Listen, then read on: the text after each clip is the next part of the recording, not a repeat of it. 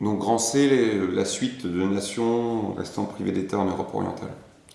En Europe orientale, où dominent les grands empires multinationaux peu modernes et libéraux, où dominent les grands empires multinationaux peu modernes et antilibéraux, la nation émerge d'une volonté d'une élite, en particulier intellectuelle et économique, sur le modèle de la nation allemande. Écrivains, folkloristes cherchent dans le passé du peuple une langue, une culture commune, qui deviendrait donc un élément de ciment national. Cette quête est particulièrement forte chez les peuples slaves de l'Empire d'Autriche-Hongrie, confrontés à la domination politique de deux États-nations, l'Autriche confrontée à la domination de deux nations, les Autrichiens d'une part, les Hongrois d'autre part. Ils obtiennent ainsi la reconnaissance de leur langue, voire les droits spécifiques, mais jamais l'indépendance pour laquelle ils luttent. Ce nationalisme de libération n'a pas de couleur politique précise, puisque son but est d'unir la population, quelle que soit sa classe sociale. Ainsi, les Tchèques, les Slovaques sont à la tête de mouvements constitutionnalistes.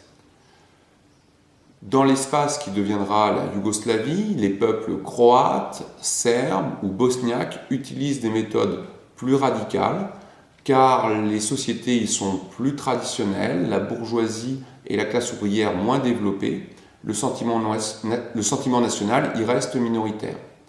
Cependant, on voit émerger des groupes très violents qui n'hésitent pas à utiliser la force contre les troupes austro-hongroises qu'elles considèrent comme des troupes d'occupation.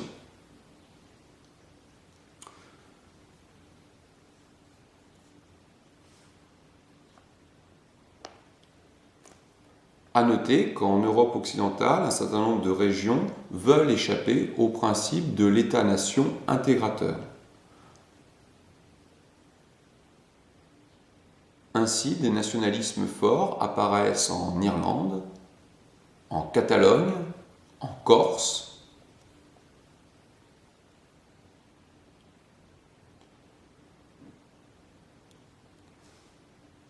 c'est le mouvement irlandais du Sinn Féin qui symbolise le mieux cette lutte pour une vision nationale indépendante des États-nations déjà constitués.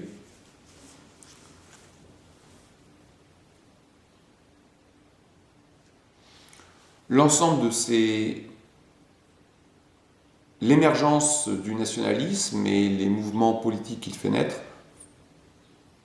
provoque donc une vague de déstabilisation forte, que ce soit par la recomposition de l'Europe centrale avec la naissance de l'Allemagne et de l'Italie, des mouvements de contestation qui peuvent s'avérer violents en Autriche-Hongrie, dans l'Empire russe ou en Irlande.